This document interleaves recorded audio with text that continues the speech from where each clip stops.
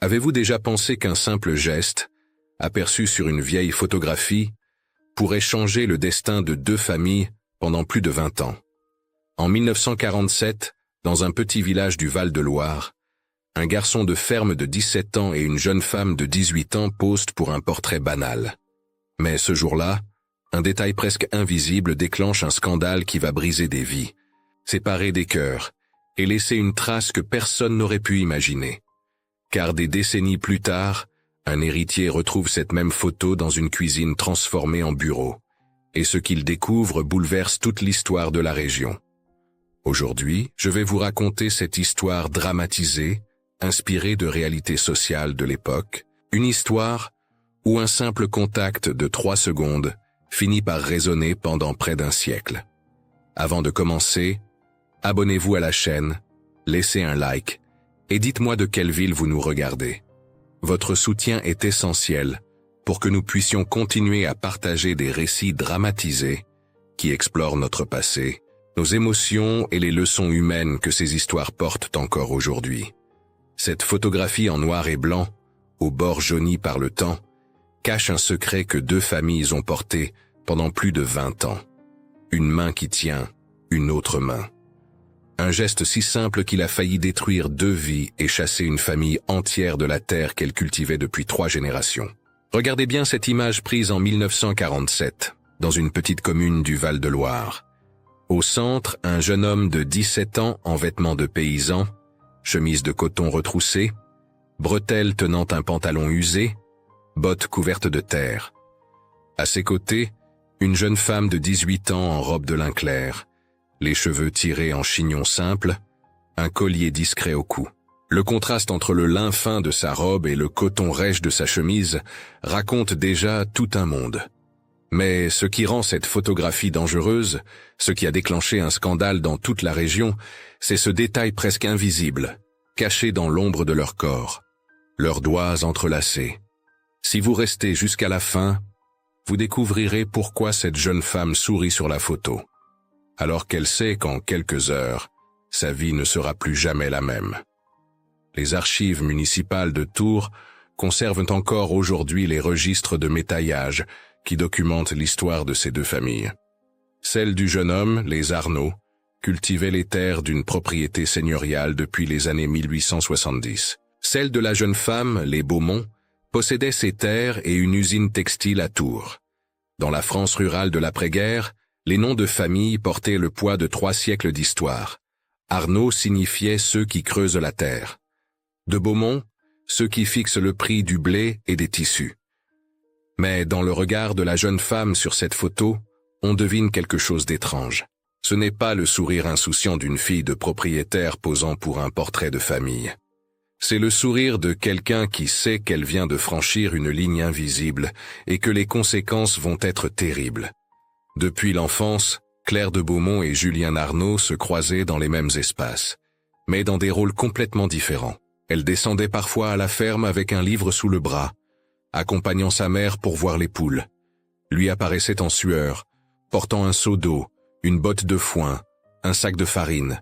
Les registres paroissiaux montrent que les deux familles vivaient à moins de 300 mètres l'une de l'autre, séparées non par la distance, mais par un abîme social que personne n'osait franchir. Les rencontres fortuites se transformèrent avec les années en conversations rapides près du puits, dans le potager, à côté de l'étable. Claire ne supportait pas l'idée d'être simplement la fille du propriétaire.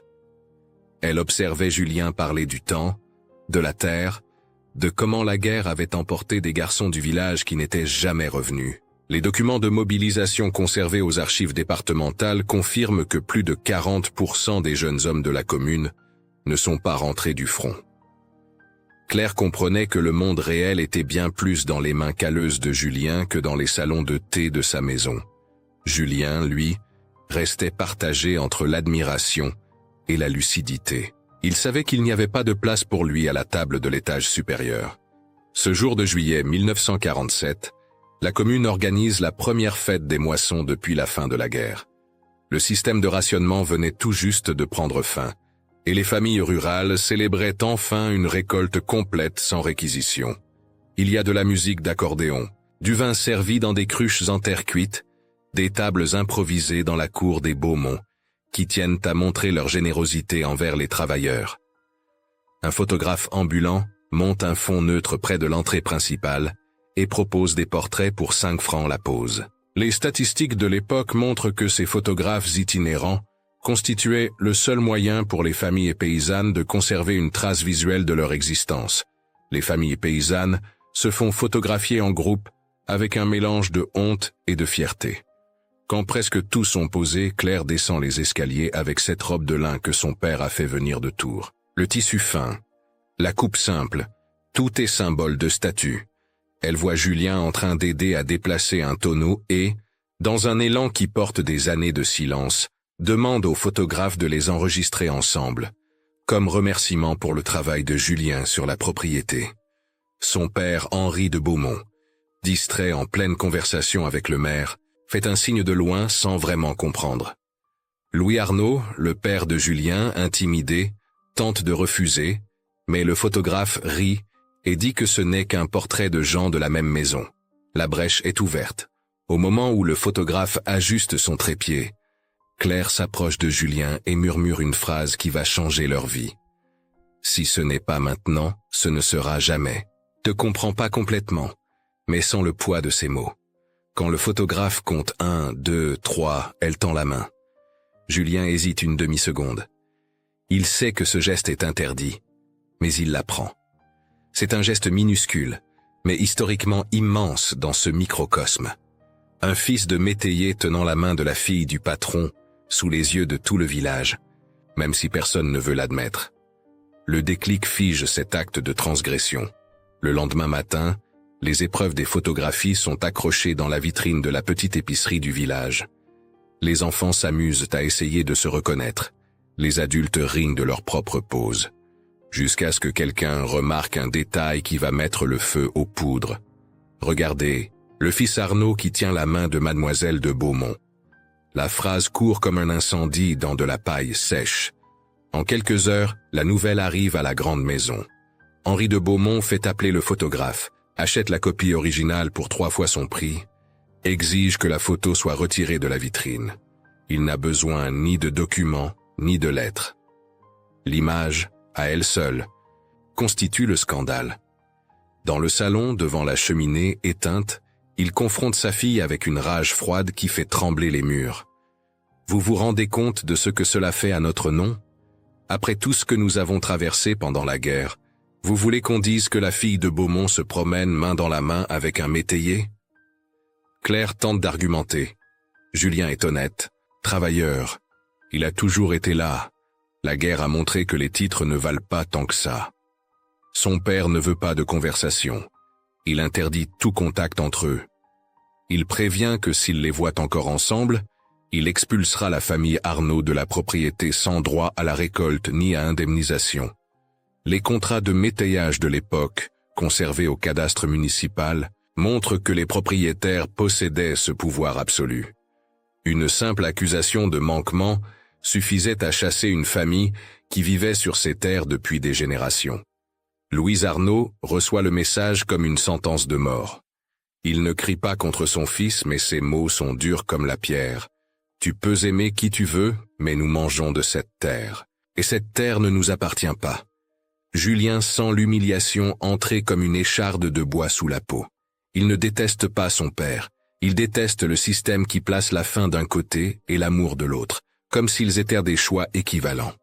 Quelques jours plus tard, Claire est envoyée dans un pensionnat à Angers, sous prétexte de perfectionner son éducation.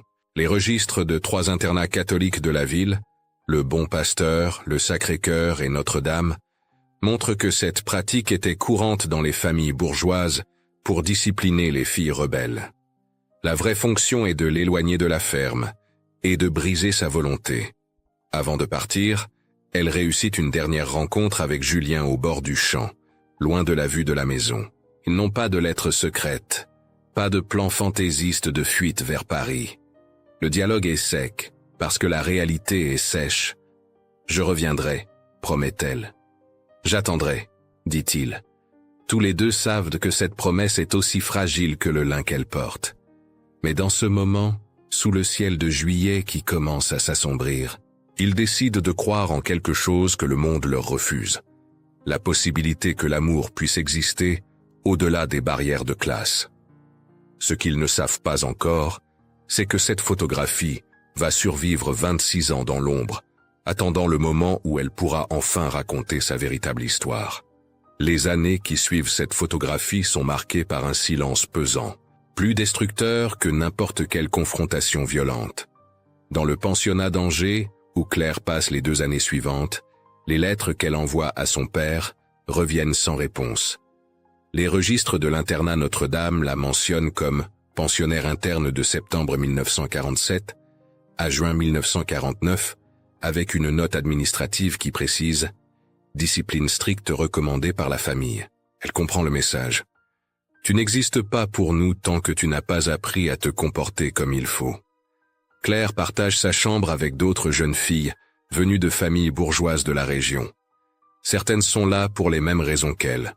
Avoir osé défier l'ordre établi. Une jeune femme de Nantes a été envoyée là, pour avoir refusé un mariage arrangé avec un notaire de 50 ans. Une autre, originaire du Mans, pour avoir été vue en train de danser avec le fils d'un ouvrier lors d'une fête populaire. Les religieuses qui dirigent l'établissement enseignent que Dieu a établi des différences entre les hommes, et que respecter ces différences constitue la base d'une société harmonieuse. Claire ne retourne pas à la messe pendant des années après sa sortie, non par manque de foi, mais parce qu'elle ne peut pas supporter l'idée que Dieu voudrait séparer 2 personnes pour des raisons de lignage.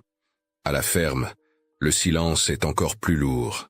La famille Arnaud dîne sans un mot pendant des semaines. Louis n'a pas besoin de crier. Le poids du non-dit écrase Julien bien plus qu'aucun reproche.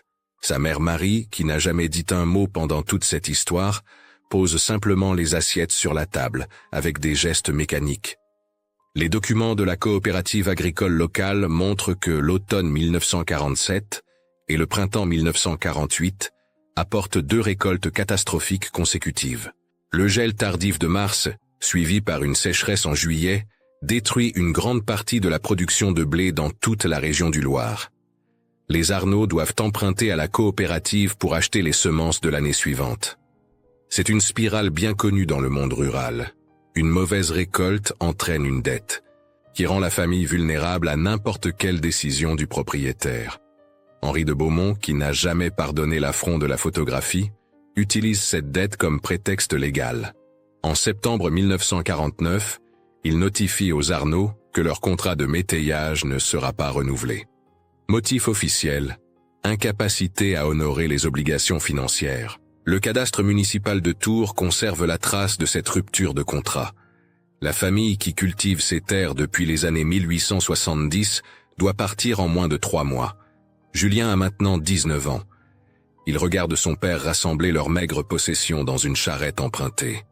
Louis Arnaud ne pleure pas, mais son visage porte l'expression d'un homme qui vient de perdre bien plus qu'une terre. Il perd une identité.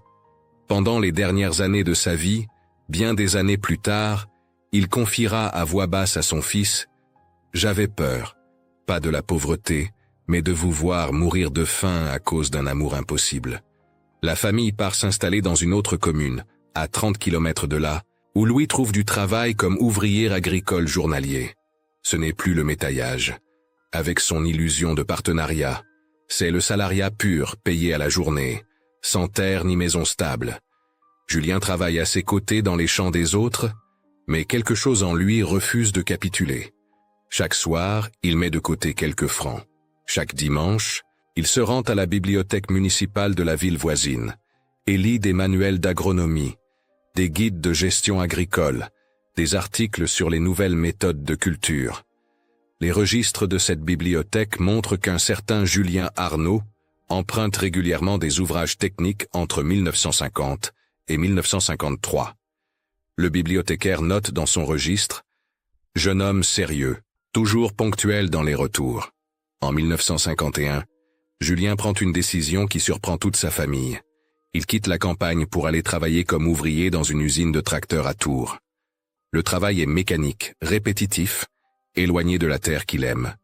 Mais le salaire est régulier et surtout, il y a des cours du soir proposés par l'usine pour former des contremaîtres. Les archives de cette usine, fermée dans les années 1980, montrent que plusieurs ouvriers d'origine rurale ont suivi ce parcours, travaillé le jour, étudié le soir, économisé chaque franc pour un jour retourner à la terre, mais cette fois en tant que propriétaire, et non plus comme métayer. Pendant ces 3 années à l'usine, Julien change. Il devient plus dur, plus fermé. Ses collègues racontent qu'il ne parle presque jamais de son passé. Quand quelqu'un mentionne les femmes, l'amour, le mariage, il répond par un sourire ironique et change de sujet. Une fois, dans un moment de colère contre un jeune apprenti qui se plaint de la fatigue, il crie « Si tu ne sers même pas à ça, retourne à l'école ». C'est la hiérarchie qu'il a subie, reproduite sur quelqu'un de plus faible. Il s'en veut pendant des jours. Pendant ce temps, Claire revient de son pensionnat en 1949. Elle a 20 ans. Physiquement, elle n'a presque pas changé. Émotionnellement, elle est devenue quelqu'un d'autre. Elle découvre que les Arnaud ne sont plus métayers des Beaumont. Ils sont partis. Le champ où elle et Julien avaient l'habitude de se retrouver est maintenant planté d'une autre culture. Les visages dans les environs sont en grande partie nouveaux. Elle demande à son père où ils sont allés. Henri de Beaumont répond sans lever les yeux de son journal « Cela ne te concerne plus ». Claire comprend qu'elle ne pourra jamais savoir. Et quelque chose en elle refuse de se plier au scénario que son père a écrit pour elle. Les années 1950 voient défiler 3 propositions de mariage. Un avocat de Tours, fils d'un associé de son père. Un médecin d'Orléans, veuf avec 2 enfants. Un ingénieur de Paris, ami d'un cousin éloigné. À chaque fois, Claire trouve des raisons acceptables pour refuser. Je ne le connais pas assez. Nous n'avons pas les mêmes intérêts. Je ne suis pas prête. Les registres paroissiaux ne mentionnent aucun mariage pour Claire de Beaumont. Les commérages du village, que l'on peut encore entendre dans les mémoires orales recueillies par les historiens locaux, parlent d'elle comme de la fille qui va rester seule. Quel gaspillage. Sa mère tombe malade en 1956. Un cancer qui la consume lentement pendant 2 ans. Sur son lit de mort en 1958, elle prend la main de Claire et murmure avec difficulté « J'ai compris. Mais je n'ai pas eu ton courage. » Dans le tiroir de sa commode, enveloppée dans un mouchoir de lin, Claire trouve la photographie de 1947. Sa mère l'a gardée tout ce temps, en secret, sans jamais la montrer à personne. C'était sa façon silencieuse d'admettre qu'il y avait quelque chose de beau dans ce geste, même si le monde ne le permettait pas. Claire garde la photo. Elle ne la montre à personne non plus. Mais contrairement à sa mère, elle décide qu'elle ne vivra pas une vie entière de regrets silencieux. En 1958, elle trouve un emploi dans une petite librairie du centre de Tours. Ce n'est pas le genre de travail que les filles de Beaumont sont censées faire. Mais Claire découvre un plaisir authentique à recommander des livres, à guider les jeunes lecteurs, à discuter littérature avec des clients qui ne se soucient pas de son nom de famille. Une cliente âgée lui dit un jour « Mademoiselle, vous avez un don pour ça. » C'est la première fois depuis des années que quelqu'un la reconnaît pour ce qu'elle fait, et non pour qui elle est censée être. En 1954, Julien réalise enfin son rêve. Avec l'argent économisé pendant 3 ans à l'usine, complété par un crédit agricole accordé par la nouvelle banque coopérative, il achète 2 hectares de terre. Ce n'est presque rien comparé aux 60 hectares que sa famille cultivait autrefois pour les Beaumont. Mais ces 2 hectares sont à lui. Les documents du cadastre enregistrent ce jour-là. Arnaud Julien, propriétaire exploitant agricole. Il plante du blé. Et quand vient la première récolte, en juillet 1955, il se retrouve seul au milieu de son champ, les épis dorés ondulant sous le vent, et il pleure. Ce ne sont pas des larmes de tristesse, mais de quelque chose de plus profond. La certitude qu'il a reconquis une dignité qu'on avait tenté de lui arracher. Les archives de la coopérative agricole qu'il contribue à fonder en 1954 montrent que son nom apparaît parmi les membres fondateurs. Julien devient peu à peu une figure respectée parmi les petits agriculteurs de la région. Il aide les autres à négocier des prix, à s'organiser, à résister à la pression des grands propriétaires. Mais il ne retourne jamais dans la commune où il a grandi, par fierté et par douleur. Il ne cherche pas à savoir ce qu'est devenu Claire. Il se construit une vie sans elle, parce que c'est la seule option qui lui reste. Les années 1960 passent. Claire et Julien vivent leur vie parallèle, à quelques dizaines de kilomètres l'un de l'autre, sans jamais se croiser. Lui, dans sa ferme qui grandit lentement. Elle, dans sa librairie où elle aide discrètement les jeunes qui veulent étudier mais n'ont pas les moyens. Tous les deux portent le poids de cette photographie de 1947, chacun croyant que l'autre a oublié, alors qu'en réalité, aucun des deux n'a oublié un seul instant. Ce qu'ils ne savent pas encore, c'est que cette photo, conservée dans deux endroits différents, attend le moment où elle pourra enfin réunir ce qui a été séparé. Pas de la manière romantique qu'ils auraient pu imaginer à 17 et 18 ans, mais d'une manière plus profonde, plus durable. L'année 1970 marque un tournant dans la France rurale. Les petites exploitations familiales disparaissent les unes après les autres, rachetées par des consortiums agricoles ou abandonnées par des enfants qui préfèrent la ville. Mais quelques-uns résistent. Julien Arnaud, maintenant âgé de 40 ans, fait partie de ces résistants. Sa propriété s'est agrandie progressivement jusqu'à atteindre 15 hectares. Ce n'est toujours pas comparable aux grandes exploitations, mais c'est suffisant pour vivre dignement et pour employer 2 ouvriers à temps plein. Les registres de la Chambre d'agriculture montrent que l'exploitation Arnaud est devenue une référence locale en matière de techniques modernes. Julien a investi dans un tracteur d'occasion, installé un système d'irrigation, diversifié ses cultures. Les jeunes agriculteurs viennent lui demander conseil. Le fils du métayer, celui qu'on avait chassé avec sa famille, est devenu celui que l'on respecte. Mais il y a un prix à cette réussite. Julien n'a jamais voulu se marier. Quand on lui pose la question, il répond avec un sourire qui ne monte pas jusqu'à ses yeux. « Je suis marié avec ma terre. Les femmes du village ont renoncé à le présenter à leur fille ou à leur nièce. On dit de lui qu'il est quelqu'un de bien, mais difficile à approcher, comme si une partie de lui était restée fermée depuis longtemps. En réalité, Julien porte toujours la blessure de 1947. Il ne parle jamais de Claire, n'évoque jamais cette photographie. Mais parfois, en juillet, quand vient le temps de la moisson, et que l'air sent exactement comme ce jour-là, il s'arrête au milieu du champ et fixe l'horizon pendant de longues minutes. Ses ouvriers ont appris à ne pas le déranger dans ces moments. À Tours, Claire vit une existence parallèle marquée par les mêmes silences. À 41 ans, elle est devenue la gérante de la librairie où elle travaillait comme simple employée. Le propriétaire, un vieil homme sans enfant, lui a laissé progressivement prendre les rênes avant de lui céder l'affaire pour une somme symbolique. Les registres de commerce de la ville montrent ce transfert de propriété en 1968. Claire a transformé la librairie en un lieu différent. Elle organise des rencontres avec des auteurs, propose des livres à crédit pour les étudiants qui n'ont pas les moyens, crée un petit fonds de prêt pour aider les jeunes à acheter leurs manuels scolaires. Les gens du quartier la connaissent comme quelqu'un de généreux, mais aussi de distant. Elle est aimable avec tout le monde, mais ne laisse personne s'approcher vraiment. Personne ne sait qu'au fond du tiroir de son bureau, enveloppé dans le même mouchoir de lin que sa mère utilisait, se trouve une photographie de 1947 qu'elle regarde parfois les soirs, où la solitude pèse plus lourd que d'habitude. Son père Henri de Beaumont est décédé en 1965, à l'âge de 73 ans. Les registres de décès mentionnent une mort naturelle, insuffisance cardiaque. Pendant ces derniers mois, devenu vieux et fatigué, il avait regardé sa fille célibataire avec quelque chose qui ressemblait à du regret. Un soir, il avait murmuré « J'ai peut-être été trop sévère », mais c'était une autre époque. Claire n'avait rien répondu. Certaines blessures ne se referment pas avec des excuses tardives. En héritant de la propriété familiale et des terres, Claire se retrouve face à un dilemme. Elle ne veut pas vivre dans cette grande maison où elle a été prisonnière. Mais elle ne veut pas non plus vendre à des promoteurs immobiliers qui transformeraient tout en lotissement.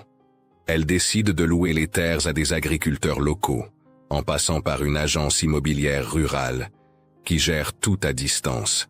Elle ne veut pas s'impliquer, ne veut pas retourner là-bas où chaque pierre lui rappelle ce qu'elle a perdu.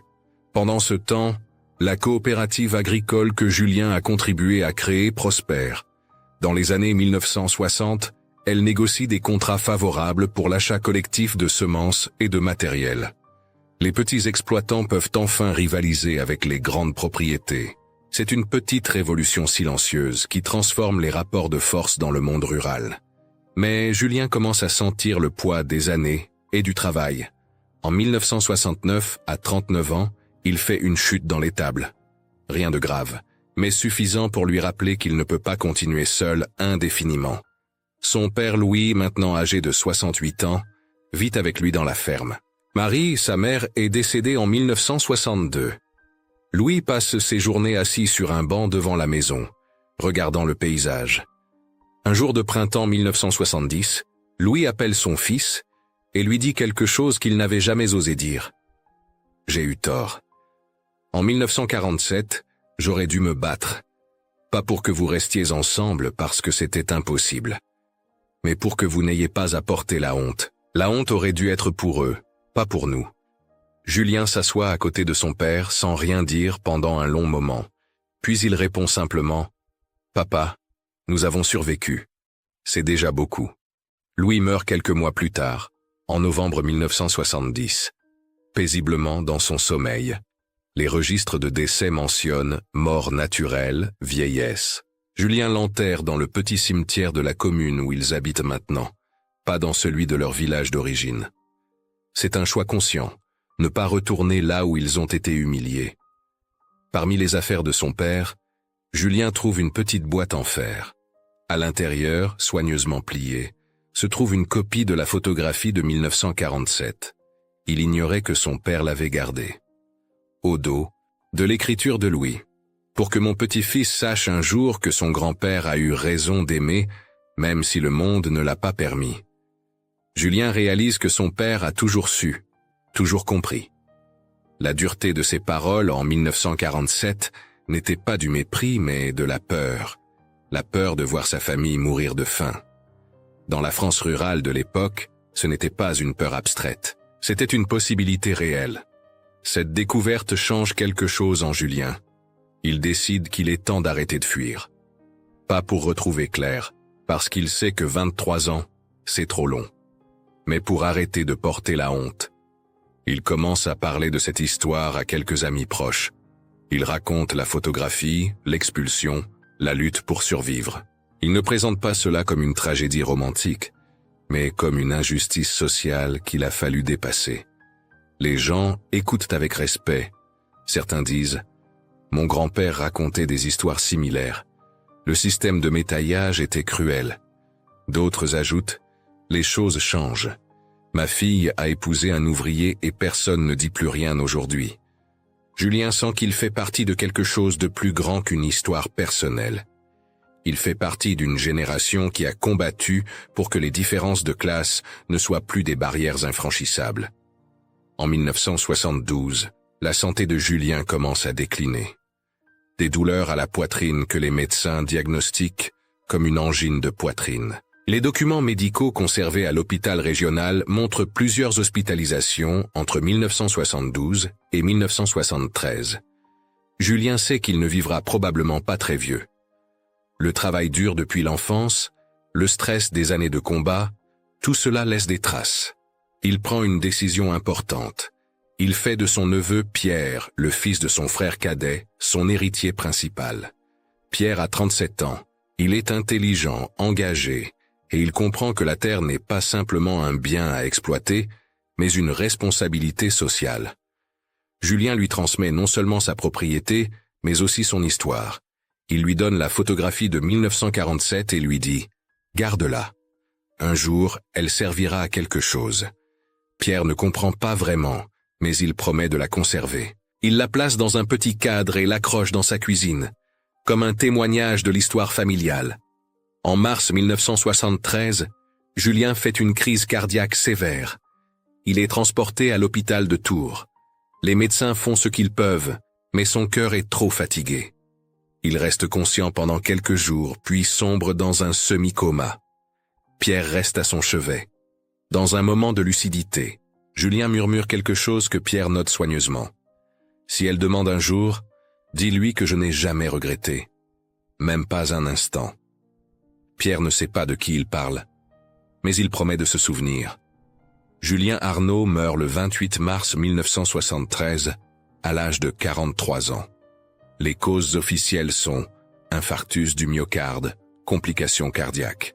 Mais ceux qui le connaissaient savent qu'il est mort aussi d'avoir porté trop longtemps un poids que personne ne devrait avoir à porter. À Tours, Claire ne sait rien de cette mort. Elle continue sa vie à la librairie, conseillant des clients, organisant des événements culturels, vivant une existence qui semble pleine mais qui reste étrangement vide. Ce qu'elle ne sait pas, c'est qu'en quelques mois, un coup de téléphone d'une agence immobilière va la ramener vers le lieu qu'elle a fui pendant 26 ans, et que dans la cuisine d'une ferme qu'elle ne connaît pas, une photographie l'attend, comme un message envoyé à travers le temps. Septembre 1973. 6 mois après la mort de Julien, Claire de Beaumont reçoit un appel téléphonique de l'agence immobilière qui gère ses terres. Un des fermiers souhaite renégocier son contrat de location. Normalement, Claire laisse l'agence s'occuper de tout. Mais cette fois, quelque chose la pousse à y aller elle-même. Peut-être la curiosité. Peut-être le sentiment diffus qu'il est temps d'affronter ce qu'elle a fui pendant 26 ans. Le trajet en voiture depuis Tours dure 1 heure. Claire n'est pas revenue dans cette région depuis 1949. Elle reconnaît certains paysages, mais tout a changé. Les petits chemins de terre sont devenus des routes goudronnées. Des panneaux publicitaires annoncent des tracteurs modernes. La France rurale n'est plus celle de son enfance. Quand elle arrive devant l'ancienne propriété familiale, son cœur se serre. La grande maison de pierre est toujours là, mais elle a été transformée. Les murs sont propres, les volets repeints, le jardin bien entretenu. Ce n'est plus la demeure semi-décadente de 1947. Mais ce n'est plus non plus une maison seigneuriale. C'est devenu quelque chose entre les deux. Un bâtiment fonctionnel, utilisé maintenant comme bureau de la coopérative agricole locale. Claire gare sa voiture et reste assise un moment, les mains sur le volant. Elle revoit le patio où avait eu lieu la fête des moissons. L'endroit exact où le photographe avait installé son trépied. Le seuil qu'elle avait franchi ce jour de juillet 1947, en robe de lin, pour demander qu'on la photographie avec Julien. Elle respire profondément et sort de la voiture. La porte d'entrée s'ouvre et un homme apparaît. La quarantaine, visage ouvert, mains larges de travailleur manuel, regard curieux mais bienveillant. Il s'avance vers elle avec un sourire. « Madame de Beaumont, je suis Pierre Arnaud. Merci d'être venue en personne. Entrez, je vous en prie. » Le nom la frappe comme une gifle. Arnaud. Elle ne peut pas respirer pendant quelques secondes. Elle réussit à articuler « Arnaud !» comme « Oui, madame. Mon grand-père s'appelait Louis. Il a travaillé pour votre famille autrefois. Ma famille a eu son histoire avec cette terre. Mais aujourd'hui, nous sommes partenaires, plus métayers. » Claire le suit à l'intérieur, le cœur battant. La cuisine de son enfance a été transformée en bureau administratif. Il y a une grande table couverte de papier, un classeur métallique, un téléphone, un calendrier accroché au mur. Mais c'est toujours la même pièce, avec les mêmes poutres au plafond, le même carrelage ancien. Pierre lui offre un café, parle du contrat, des conditions de location, des investissements qu'il voudrait faire. Claire essaie de se concentrer, mais son regard parcourt la pièce, cherchant inconsciemment des traces du passé. Et puis elle la voit. Sur le buffet, dans un petit cadre simple en bois, une photographie en noir et blanc au bord jauni. Un garçon en vêtements de paysan tenant la main d'une jeune femme en robe de lin. La même image qu'elle garde au fond de son tiroir à la librairie. Le sang de Claire se glace. Elle ne peut plus entendre ce que Pierre est en train de dire. Elle fixe la photographie, incapable de détourner le regard. Pierre remarque son silence et suit son regard. Ah, cette vieille photo. Mon grand-père Louis la gardait comme un trésor. Il disait que c'était son frère Julien et la fille du patron. Il racontait qu'à cause de cette main tenue, la famille avait failli tout perdre. Personne ne savait vraiment si c'était une histoire exagérée ou la vérité. Il sourit avec une légère nostalgie et continue. Mon oncle Julien est décédé en mars dernier. Il m'a laissé cette ferme et cette photo. Il m'a dit de la garder, qu'elle servirait un jour à quelque chose. Je ne comprenais pas vraiment, mais je l'ai accrochée ici. Claire sent ses jambes se dérober. Elle doit s'asseoir. Pierre, inquiet, approche rapidement une chaise. « Madame, vous vous sentez bien ?» Claire prend plusieurs respirations profondes. Puis, avec une voix qu'elle ne reconnaît pas, elle murmure. « Ce n'est pas une légende. Je suis la fille en robe de lin. » Le silence qui suit ces mots n'est pas dramatique comme dans un film. C'est un silence de gens qui sont en train d'assembler des pièces anciennes d'un puzzle qu'ils pensaient incomplet. Pierre reste debout, immobile, puis tire lentement une chaise pour lui aussi et s'assoit en face d'elle. « Vous êtes Claire de Beaumont, celle de la photo. » Claire hoche la tête, incapable de parler. Pierre se lève, prend le cadre du buffet et le pose délicatement sur la table entre eux. Il le regarde comme s'il le voyait pour la première fois.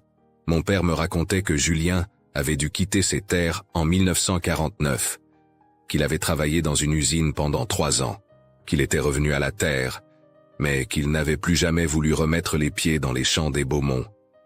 Par fierté, disait mon père, et par douleur. Il lève les yeux vers Claire. Il est mort sans jamais avoir raconté l'histoire complète.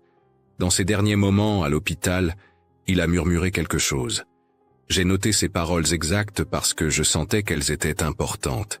Il a dit « Si elle demande un jour, dis-lui que je n'ai jamais regretté. Même pas un instant. » Les larmes coulent maintenant sur les joues de Claire. Elle ne cherche pas à les retenir. Elle ouvre son sac à main avec des mains tremblantes et en sort un mouchoir de lin. Plié à l'intérieur, se trouve une autre copie de la même photographie. Ma mère l'a gardée. Je l'ai trouvée après sa mort. Je ne l'ai jamais montrée à personne. Elle la pose sur la table, à côté du cadre de Pierre. Les 2 images, identiques, se font face. La même scène figée dans le temps. La même transgression, mais gardée par 2 familles différentes, pour 2 raisons différentes. L'une comme mémoire d'un désir interdit, l'autre comme preuve d'une injustice subie. Pierre regarde les 2 photographies et comprend soudain que ce qu'il pensait être une vieille histoire familiale est en réalité quelque chose de bien plus profond. Il demande doucement « Qu'est-ce qui s'est passé après ?» Claire raconte. Le pensionnat. Les années de silence, les refus de mariage, la librairie, la vie qu'elle s'est construite pour ne pas devenir ce que son père voulait qu'elle soit. Sa voix est calme maintenant, presque détachée, comme si elle parlait de quelqu'un d'autre. Pierre écoute sans interrompre. Puis il raconte à son tour les 2 mauvaises récoltes, la dette, l'expulsion, l'usine, la lente reconquête d'une terre et d'une dignité, la coopérative, les petites victoires, et finalement, la mort de Julien à 43 ans, trop jeune, le cœur usé par des années de combat. Quand ils ont fini de parler, un long silence s'installe. Ce n'est plus un silence gênant, mais un silence de reconnaissance mutuelle. 2 histoires qui se rejoignent enfin après 26 ans de séparation. Pierre pose alors la question que Claire redoute. « Cette photo vous a détruit, n'est-ce pas ?» Claire le regarde droit dans les yeux et répond avec une fermeté qu'elle ne s'attendait pas à trouver. « Non, cette photo nous a sauvés, parce que sans elle, je me serais mariée mal, j'aurais vécu mal, je serais morte mal.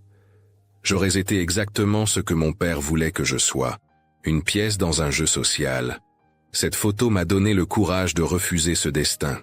Et Julien a vécu avec dignité, une terre à son nom, un respect gagné par son travail.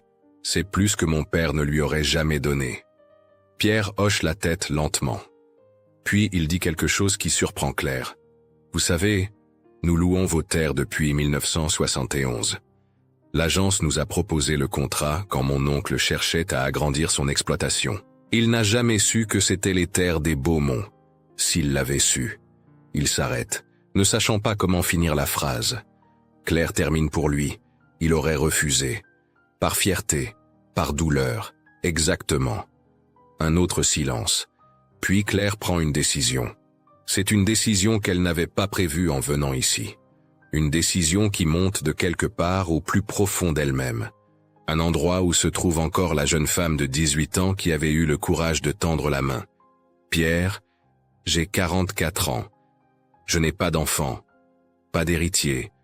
Quand je mourrai, ces terres iront à l'État ou seront vendus à des promoteurs. Mais je ne veux pas que ça se passe comme ça. Elle respire profondément et continue. Je propose quelque chose. Un contrat à long terme. 99 ans. Un loyer symbolique. Et plus que ça, une bourse d'études annuelle pour les jeunes de la région. Pour que les garçons en bottes pleines de terre puissent étudier l'agronomie, la comptabilité, tout ce dont ils ont besoin. Pour qu'aucun jeune ne se sente jamais inférieur à cause de son origine. Pierre la regarde, stupéfait. Pourquoi feriez-vous ça? Claire pose ses mains sur les deux photographies. Parce que Julien et moi n'avons pas pu rester ensemble. Mais cette main tenue en 1947 peut encore changer l'avenir de beaucoup de gens. Si nous ne pouvons pas changer le passé, nous pouvons au moins changer ce qui vient ensuite. Pierre sent une émotion qu'il n'avait pas ressentie depuis longtemps. Ce n'est pas de la pitié. Ce n'est pas de la charité. C'est quelque chose de plus grand.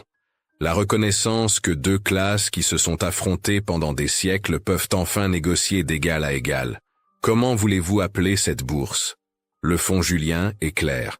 Discret. Sans fanfare. Juste un nom que personne ne comprendra vraiment, sauf nous. Pierre tend la main. Claire la prend. C'est un geste qui ressemble étrangement à celui de la photographie. Mais cette fois, c'est permis. Cette fois, c'est entre égaux.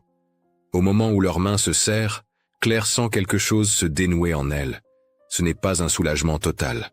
Ce n'est pas un happy end de conte de fées. Mais c'est quelque chose de réel. La certitude que ce qui a été brisé en 1947 vient enfin de trouver une forme de réparation. Les mois qui suivent cette rencontre de septembre 1973 transforment silencieusement le paysage social de la petite commune du Val-de-Loire. Le notaire de Tours, qui rédige le nouveau contrat entre Claire de Beaumont et Pierre Arnaud, remarque quelque chose d'inhabituel dans les clauses. Ce n'est pas un simple bail agricole. C'est un document qui redéfinit les rapports entre propriétaires et exploitants, qui transforme la relation de domination en partenariat authentique. Les archives notariales conservent ce contrat, daté du 15 novembre 1973. Durée 99 ans. Loyer 1 franc symbolique par an. Clause spéciale. Création d'un fonds de bourse d'études annuelles d'un montant de 3 000 francs, destiné à financer les études d'au moins un jeune de la commune chaque année. Nom du fonds. Julien et Claire. Le notaire ne pose pas de questions. Il a vu suffisamment de choses étranges dans sa carrière pour savoir que derrière chaque clause inhabituelle se cache une histoire. En janvier 1974, le premier bénéficiaire du fonds Julien et Claire est annoncé. C'est un garçon de 16 ans, fils d'un petit éleveur de la région, qui rêve d'étudier l'agronomie mais dont la famille n'a pas les moyens de payer les frais d'internat et de scolarité. Les registres de l'école d'agriculture de Tours montrent qu'il obtient son diplôme 3 ans plus tard avec mention, retourne dans sa commune et aide son père à moderniser l'exploitation familiale. Ce n'est qu'un jeune homme. Mais c'est un début. Claire et Pierre ne font pas de publicité autour de ce fonds. Ils ne veulent pas de reconnaissance publique, pas de plaque commémorative, pas d'articles dans les journaux locaux. Le bouche à oreille suffit.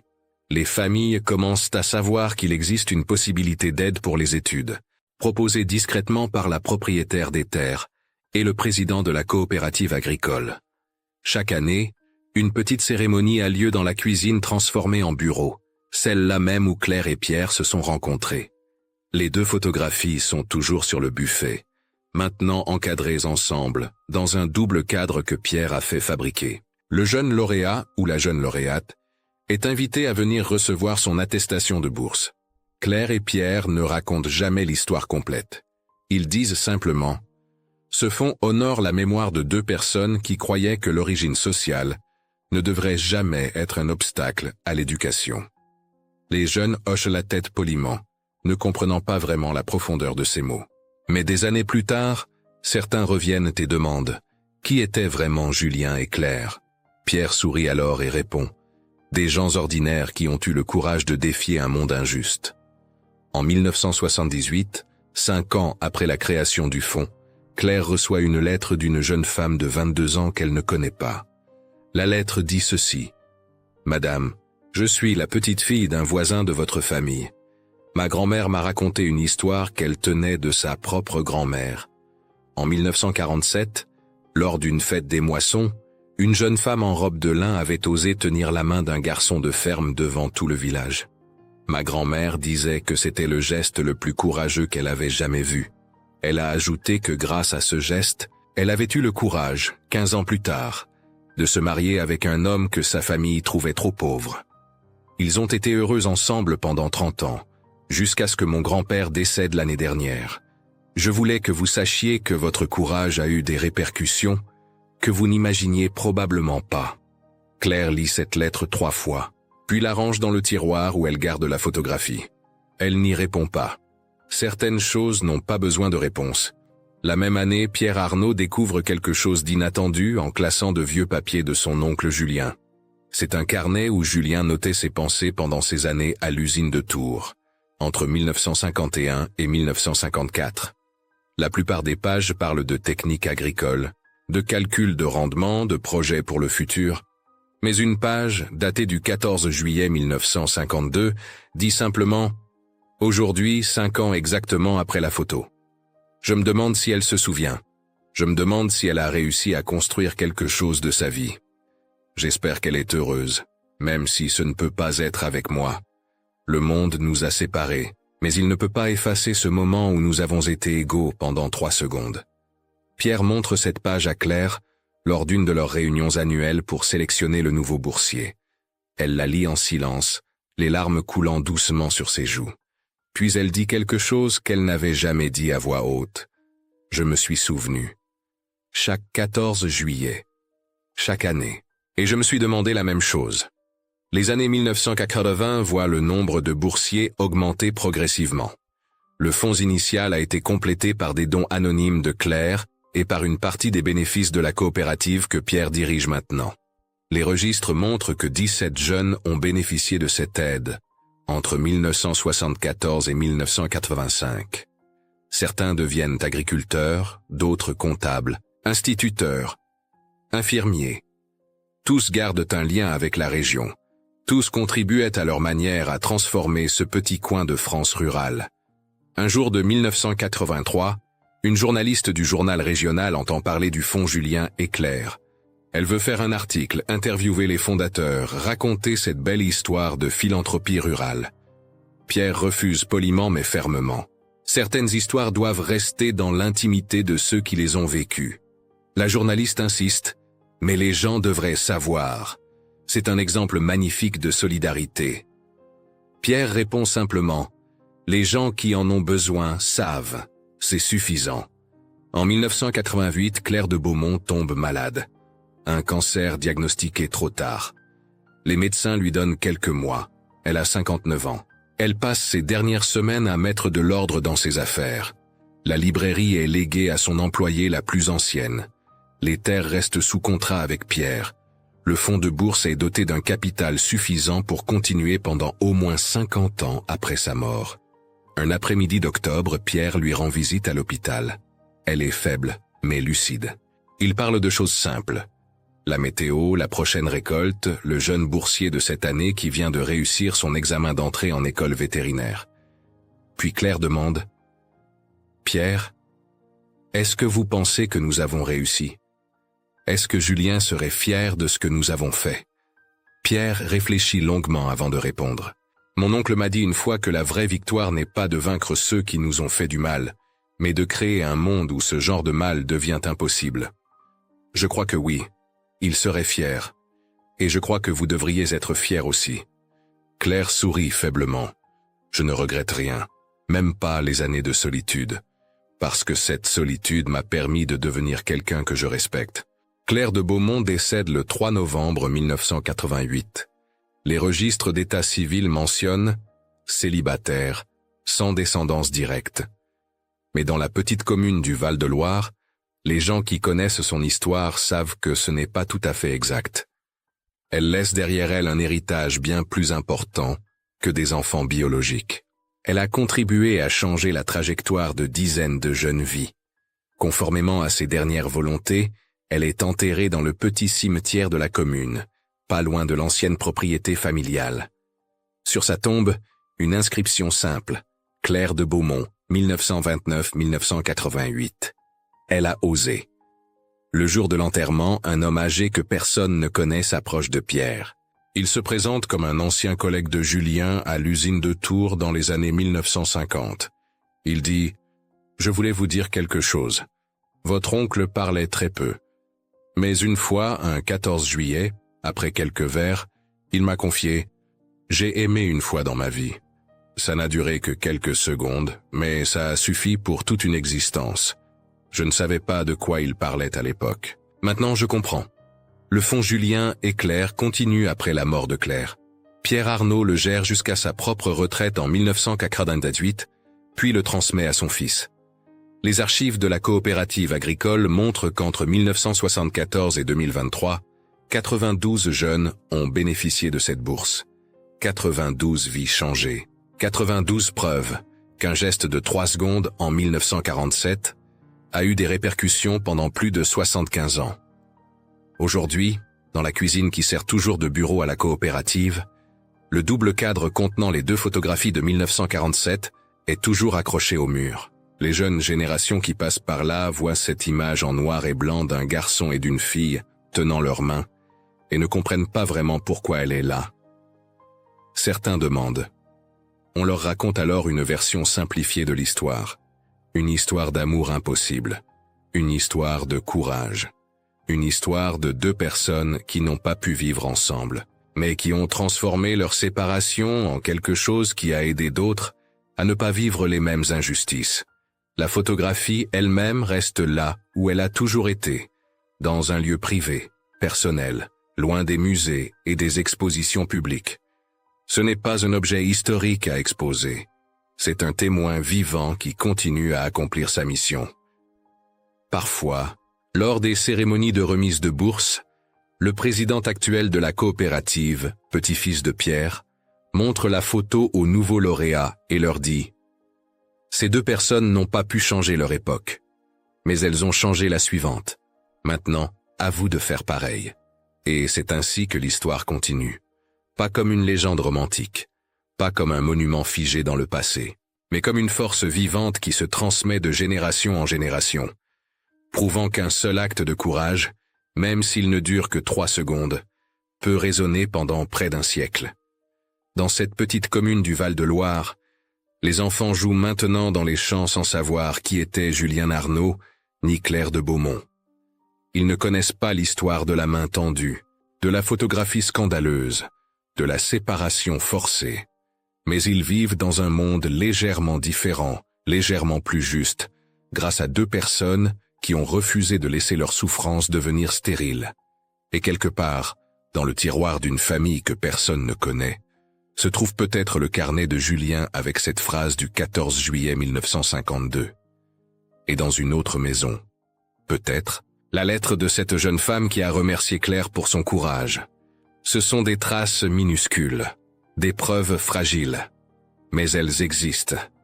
Et elles témoignent que même dans les histoires qui n'ont pas de fin heureuse classique, il peut y avoir quelque chose de plus profond qu'un simple happy end.